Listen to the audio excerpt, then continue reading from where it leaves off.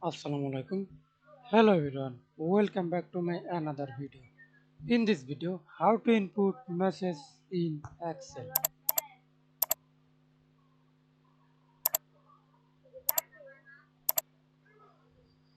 Go to data options, then we can see this icon.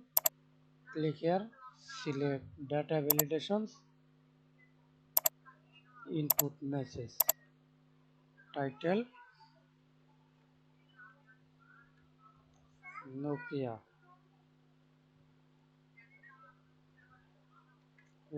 On.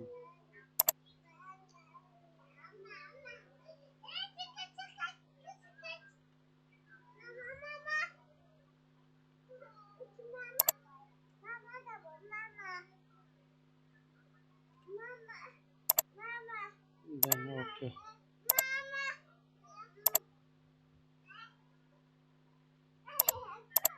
Thanks for watching video.